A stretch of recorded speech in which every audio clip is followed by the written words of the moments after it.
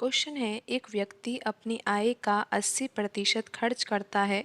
यदि आय में 25% की वृद्धि होने पर वह अपने खर्चे में 10% की वृद्धि करता है तो उसकी बचत में कितने प्रतिशत वृद्धि होगी। तो प्रश्न में ऐसा कहा गया है कि एक व्यक्ति अपनी आय का 80% खर्च करता है। तो यहाँ पर हम मान लेते हैं कि एक व्यक्ति की जो आय है वो कितनी है, 100 रुपये है। अगर 100 रुपये उस व्यक्ति की आय है और आय में से वह 80% खर्च कर रहा है, यानी कि 80 रुपये खर्च करेगा। 100 रुपये उसकी आय है और आय का ही 80% किसके बराबर होगा, 80 रुपये के। तो 80 रुपये तो वह खर्च कर देता है। जब 80 रुपये खर्च कर देता है तो कितने रुपए उसने खर्च नहीं किए हैं, वही रुपए उसके बच जाएंगे, यानी कि वही उसकी बचत होगी। तो 100 रुपये में से 80 रुपये खर्च कर दिए हैं तो बचत कितने की होगी, 20 रुपये की होगी। तो इस तरह से हमने यहाँ पर लिख दिया है। अब आगे आप ये समझिए कि आय में 25% की वृद्धि हो रही है। पहले आय कितनी है, 100 रुपये है और यहाँ पर आपने देखा कि आय में वृद्धि कितनी हो रही है, 25% की वृद्धि हो रही है।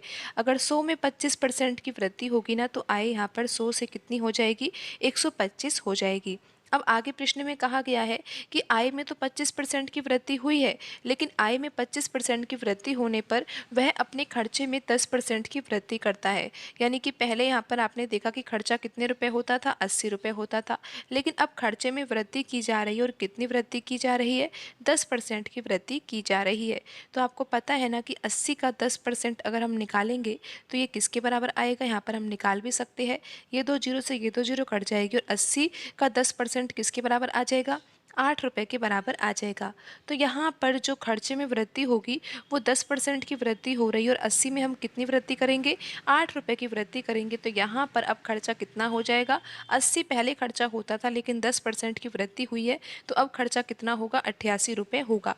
तो अब आप यहाँ पर बचत तो निकाल ही सकते हो। आपको पता है ना कि 125 रुपये आए हैं और यहाँ पर 88 रुपये खर्च कर दिए गए हैं, तो कितने रुपए खर्च नहीं किए हैं, 125 में से 88 घटाएंगे तो यहाँ पर आएगा 37 रुपये, यानी कि उस व्यक्ति के 37 रुपये बच गए हैं। तो अब प्रश्न में पूछा गया है कि उसकी बचत में कितने प्रतिशत वृद्धि होगी। आप देख सकते हो कि पहले बचत कितनी थी, 20 रुपये थी और अब कितनी है, 37 रुपये है। तो बचत में वृद्धि तो हुई है, लेकिन कितनी वृद्धि हुई है, 17 रुपये की वृद्धि हुई है। लेकिन आंसर हमें प्रतिशत में देना है तो किस तरह से देंगे। आपको पता है कि वृद्धि कितने की हुई है, 17 रुपये की हुई है। पहले बचत कितनी थी, 20 रुपये, तो बट्टे में हमें पहले वाली बचत लिखनी होगी और मल्टीप्लाई तो हम यहाँ पर 100 से करेंगे ही, क्योंकि आंसर हमें प्रतिशत में निकालना है। अब 20 से यहाँ पर 100 कट जाएगा 5 बार और 17 का गुणा 5 से होगा तो यहाँ पर आंसर आ जाएगा 85%। प्रश्न में पूछा है कि बचत में कितने परसेंटेज की वृद्धि होगी, 85% की वृद्धि होगी। यहाँ पर ऑप्शन ए सही आंसर होगा। क्वेश्चन है, दो उम्मीदवारों के बीच हुए चुनाव में डाले गए कुल मतों का 25% प्राप्त करके एक उम्मीदवार 25,000 मतों से हार गया। जीतने वाले उम्मीदवार को कितने मत मिले। यहाँ पर प्रश्न में ऐसा कहा गया है कि दो उम्मीदवारों ने एक चुनाव में भाग लिया। तो यहाँ पर हम लिख देते हैं फर्स्ट और यहाँ पर लिख लेते हैं हम सेकंड। तो प्रश्न में ऐसा कहा गया है कि एक उम्मीदवार जो हार गया है, हारने वाले को कितने मत मिले हैं, कुल मतों का 25%। आपको पता है ना कि कुल मत तो यहाँ पर कितने होंगे, 100% ही तो होंगे ना। 100% में से 25% मत किस व्यक्ति को मिले हैं, जो व्यक्ति चुनाव को हार गया है। तो यहाँ पर हम मान लेते हैं कि जो पहला व्यक्ति है उसको 25% मिले हैं। अगर पहला व्यक्ति है जिसको 25% मिले हैं वो तो हार गया है, तो यहाँ पर जो दूसरा व्यक्ति है वो तो जीत गया होगा ना, क्योंकि दो उम्मीदवारों के बीच में चुनाव लड़ा गया है, अगर एक हार गया है तो दूसरा जीत गया है। तो यहाँ पर 100% कुल मत डाले गए और हारने वाले को 25% मिले हैं। तो यहाँ पर दूसरे व्यक्ति को जो कि जीता है उसको कितने परसेंट मत मिले होंगे, 75% मत मिले होंगे। तो यहाँ पर प्रश्न में ऐसा कहा गया है कि 25% मत प्राप्त करके जो एक उम्मीदवार है वो 25,000 मतों से हार गया है। तो यहाँ पर आप ये देखिए कि जो पहला व्यक्ति है उसको 25% मत मिले हैं, लेकिन वो हारा क्यों है, क्योंकि उसको जीतने वाले उम्मीदवार से कितने कम वोट मिले हैं, 50% वोट कम मिले हैं। क्योंकि जो व्यक्ति जीता है उसको तो 75% मिले हैं और जो हारा है उसको 25% मिले हैं। तो यहाँ पर जो इनके वोटों में अंतर आया है, जिसके कारण पहला व्यक्ति दूसरे व्यक्ति से हार गया है, उसका कारण यही है कि पहले व्यक्ति को दूसरे व्यक्ति से 50% वोट कम मिले हैं और प्रश्न में ऐसा कहा गया है कि वह 25,000 मतों से हार गया है। तो 50% की वैल्यू किसके बराबर होगी? 25,000 के बराबर होगी। तो यहाँ से हम 1% की वैल्यू अगर निकालेंगे तो ये किसके बराबर होगी? 25,000 में हमें किससे भाग देना होगा? 50 से देना होगा। तो यहाँ पर 0 से 0 कट जाएगा और यहाँ पर ये कितना आएगा? 5 के पहाड़े से यहाँ पर 2500 कटेगा। तो 1% की वैल्यू यहाँ पर आ जाएगी 500 मत के बराबर। अब प्रश्न में पूछा क्या गया है? तो यहाँ पर आप ये देख सकते हो, प्रश्न में पूछा ये गया है कि जीतने वाले उम्मीदवार को कितने मत मिले हैं। तो यहाँ पर आप देखिए कि जो व्यक्ति जीता है वो यहाँ पर उसको कितने वोट मिले हैं। परसेंट में अगर देखेंगे तो 75% वोट मिले हैं जीतने वाले उम्मीदवार को। लेकिन हमें तो मतों की संख्या बतानी है, लेकिन हमें यहाँ पर अब पता लग गया है कि 1% किसके बराबर है? 500 मत के बराबर है। तो 75% किसके बराबर होगा? 75 का गुणा हमें किससे करना होगा? 500 से करना होगा, क्योंकि 1% की वैल्यू किसके बराबर है? 500 मत के बराबर है। तो 75 गुणा 500 करेंगे तो कितना आ जाएगा? यहाँ पर 0, यहाँ पर 0 और यहाँ पर आ जाएगा कितना? 37,500। तो 37,500 वोट किसको मिले हैं? दूसरे उम्मीदवार को मिले हैं, जो उम्मीदवार यहाँ पर चुनाव में जीत गया है। तो यहाँ पर सही आंसर होगा ऑप्शन सी, 37,500 मत मिले हैं जीतने वाले उम्मीदवार को। क्वेश्चन है, यदि किसी वस्तु को 10% हानि की अपेक्षा 5% लाभ पर बेचा जाता है तो 90 रुपये अधिक प्राप्त होते हैं। वस्तु का क्रय मूल्य क्या होगा? तो प्रश्न में पूछा क्या गया है? क्रय मूल्य पूछा गया है। तो यहाँ पर हम मान लेते हैं कि वस्तु का क्रय मूल्य कितना है? 100 यूनिट है। तो अब यहाँ पर हमने मान लिया है कि वस्तु का क्रय मूल्य कितना है? 100 यूनिट है। अब प्रश्न में ऐसा कहा गया है कि अगर किसी वस्तु को 10% हानि पर बेचा जाए, और या फिर हम यहाँ पर देख सकते हैं कि लिखा हुआ है कि 5% लाभ पर बेचा जाए। तो यहाँ पर जो रुपए का अंतर आएगा ना, वो कितने का आएगा? 90 रुपए का आएगा। क्योंकि आप यहाँ पर ध्यान से देखिए कि प्रश्न में ऐसा कहा गया है कि अगर किसी वस्तु को 10% हानि की अपेक्षा अगर 5% लाभ पर बेच दिया जाए ना, तो कितने रुपए अधिक प्राप्त होते हैं? 90 रुपए अधिक प्राप्त होते हैं। तो आप इस तरह से समझिए कि अगर कोई वस्तु का हमने क्रय मूल्य कितना मान लिया है? 100 यूनिट माना है, उसी वस्तु का क्रय मूल्य माना है जिस वस्तु की यहाँ पर बात हो रही है। तो यहाँ पर ऐसा कहा गया है कि 10% हानि पर अगर इस वस्तु को बेच दिया जाए, अगर 10% हानि पर हम इस वस्तु को बेचेंगे जिस वस्तु का क्रय मूल्य 100 रुपये है या फिर 100 यूनिट है, तो इस वस्तु को फिर हम कितने में बेच देंगे? 90 यूनिट में बेच देंगे, क्योंकि 10% की हानि होनी चाहिए। 10% की हानि तभी हो सकती है जब 100 रुपये की वस्तु को हम 90 रुपये में बेच दें। लेकिन दूसरा कंडीशन ये है कि अगर 5% लाभ पर बेच दिया जाए, अगर हम यहाँ पर 100 रुपये की वस्तु को 5% लाभ पर बेचेंगे ना, तो यहाँ पर कितने रुपए में बेची जाएगी? 105 रुपये में वस्तु बेची जाएगी, तभी यहाँ पर 5% का लाभ हो सकता है। तो आपने ये देखा कि अगर 100 रुपये की वस्तु को 10% हानि पर बेचा जाए तो ये 90 रुपये में बिकेगी। अगर यही 100 रुपये की वस्तु को 5% लाभ पर बेचा जाए तो ये 105 रुपये में बिकेगी। तो यहाँ पर आप ये देख पा रहे होंगे कि यहाँ पर विक्रय मूल्य में अंतर आ रहा है। अगर हानि की अपेक्षा हम लाभ में बेचे उस वस्तु को, यानी कि 10% हानि की अपेक्षा 5% लाभ पर अगर उस वस्तु को बेचते हैं, तो यहाँ पर आप देख सकते हो कि 10% हानि पर बेचने पर उस वस्तु का विक्रय मूल्य 90 रुपये है, और अगर उसको 5% लाभ पर बेचा जाता है तो 105 रुपये में वह वस्तु बिक जाती है। तो यहाँ पर आप देख रहे हो कि विक्रय मूल्य में अंतर कितना आ रहा है? 15 यूनिट का अंतर आ रहा है। 90 और ये 105 है, 105 में से 90 घटाएंगे तो 15 यूनिट का ही तो अंतर आएगा। लेकिन प्रश्न के अनुसार ये अंतर किसके बराबर दिया हुआ है? 90 रुपये के बराबर दिया हुआ है। तो यहाँ से 1 यूनिट की वैल्यू क्या आ जाएगी? 15 यूनिट बराबर 90 रुपये के है, तो 1 यूनिट की वैल्यू यहाँ पर आ जाएगी 6 रुपये के बराबर। अब प्रश्न में तो पूछा ये गया है कि वस्तु का क्रय मूल्य क्या होगा। आपको पता है ना कि यहाँ पर वस्तु का क्रय मूल्य हमने क्या माना है? 100 यूनिट माना है, और यहाँ पर 1 यूनिट की वैल्यू कितनी आई है? 6 रुपये आई है। तो यहाँ पर क्रय मूल्य ज्ञात करना है तो 100 यूनिट की वैल्यू ज्ञात करनी होगी। तो यहाँ पर 100 यूनिट की वैल्यू क्या हो जाएगी? 100 का गुणा हमें करना होगा 1 यूनिट की वैल्यू से, यानी कि 6 रुपये से यहाँ पर गुणा करना होगा। तो यहाँ पर 100 यूनिट की वैल्यू आ जाएगी 600 रुपये, और 600 रुपये यहाँ पर क्या होगा? वस्तु का क्रय मूल्य होगा। ऑप्शन बी यहाँ पर सही आंसर होगा। क्वेश्चन है, यदि 20 वस्तुओं का विक्रय मूल्य 24 वस्तुओं के क्रय मूल्य के बराबर हो तो लाभ या हानि प्रतिशत कितनी होगी। तो प्रश्न में ऐसा कहा गया है कि 20 वस्तुओं का विक्रय मूल्य यानी कि सेलिंग प्राइस ये किसके बराबर है, 24 वस्तुओं के क्रय मूल्य यानी कि कॉस्ट प्राइस के बराबर है। इस तरह से हमने ये इक्वेशन में लिख दिया है। अब यहाँ से हम विक्रय मूल्य और क्रय मूल्य के बीच में अनुपात निकालेंगे।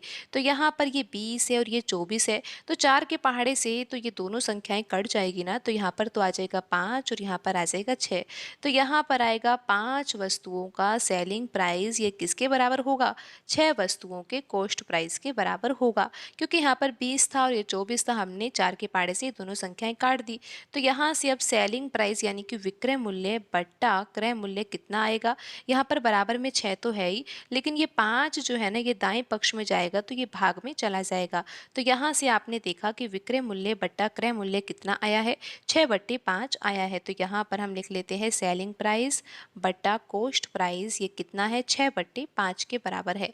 अब आप यहाँ पर ये देख सकते हो कि यहाँ पर विक्रय मूल्य के सामने 6 लिखा हुआ है, यानी कि अगर यहाँ पर हम 6 यूनिट क्या मान ले, विक्रय मूल्य मान ले, तो यहाँ पर क्रय मूल्य कितना है, 5 यूनिट है।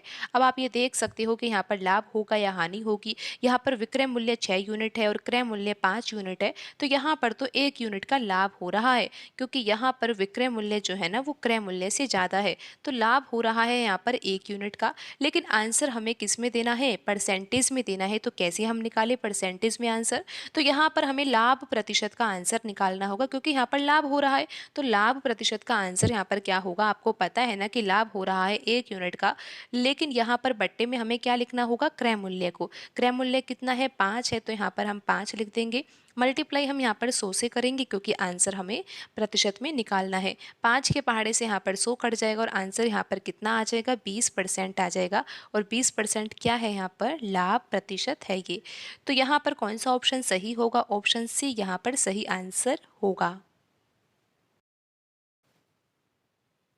क्वेश्चन है, एक दुकानदार एक कुर्सी पर क्रय मूल्य से 40% अधिक मूल्य अंकित करता है तथा इस पर 25% छूट देता है।